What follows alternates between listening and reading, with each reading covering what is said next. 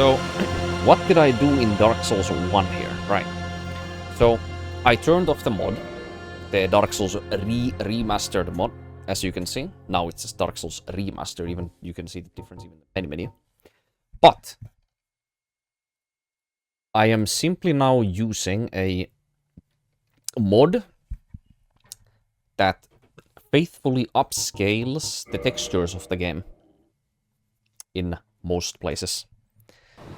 That is the only thing, and look how much more brighter even this room is when it's taking the instructions from basically just Dark Souls 1 Remastered instead of the mod.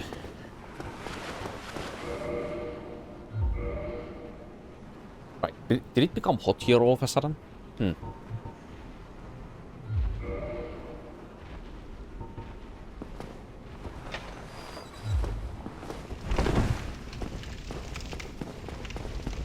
Right, so the blacks are not raised in this game in this HDR implementation, so I don't have to worry about that.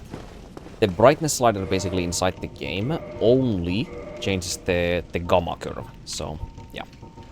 And actually it would be the most correct to be on 3. So I might actually even put it on 3 now, in case these areas are actually, you know, a fair bit brighter. So I can just slap this onto 3, because if I take the graph here, if I show this graph on the bottom right here, you can see, I'm gonna put my mouse there so you can see it better, I guess. But if I go here, and you see like this line right here where my mouse is, there's a stronger like white line here. That is the dragon here on the right. So it actually, well, as it's literally just saying, adjust brightness until flame is visible and dragon invisible. So it would actually be more correct. Okay, 2 might be too much, but it actually does disappear entirely at 2. So there is that. The dragon does entirely disappear even on like that graph as well. 4 looks good though. Even 5 looks good depending on the scene, I guess. But I feel like 5 is a bit too bright. 4 is like, you know, that's what I was using the entire playthrough on the previous cycle. But at the same time, I was using the Dark Souls Remastered mod, which very clearly over-darkened, like shot some areas for sure. Like way too much. So this one might be now too bright in many areas, so I will just have to see if that's the issue now. I could buy not just some more, but, you know, it is the curve, the gamma curve, because we still have perfect black. Like, if we had a black level race and the image doesn't look, like, appropriate, I guess we can say.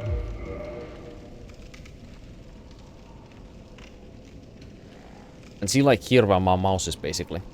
Like, I'm moving my mouse. Yep, see, there's a perfect black, for example, where my mouse is sitting exactly right now. Characters here might also have... Yeah, see? Because I don't see any details on the characters here in the middle.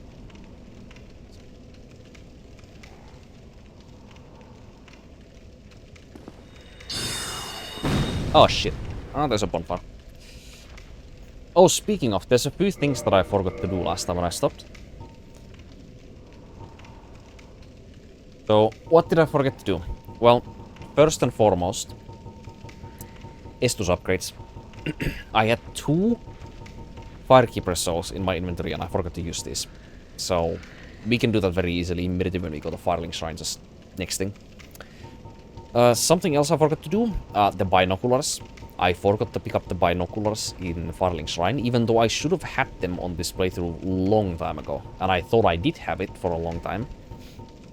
But, you know, in the DLC, when I wanted to look at those reanimated trees or whatever those creatures are now, when they were gardening that one tree or trimming it, you know, I couldn't find it. So, it's not a weapon in this game, but it doesn't seem to be an item either. So, it's not a consumable or a weapon. So, I guess I just don't have it. Like, I know that, okay, in DS1, it might be a weapon. It's likely a weapon, because in Dark Souls 2, it's also a weapon. And in DS3, it's a consumable. And in Elden Ring, it's a consumable. In Bloodborne, it's also a consumable. So, in DS1 and DS2, binocular was still considered a weapon when you put it on instead. Which is something that From Software did change in their later games.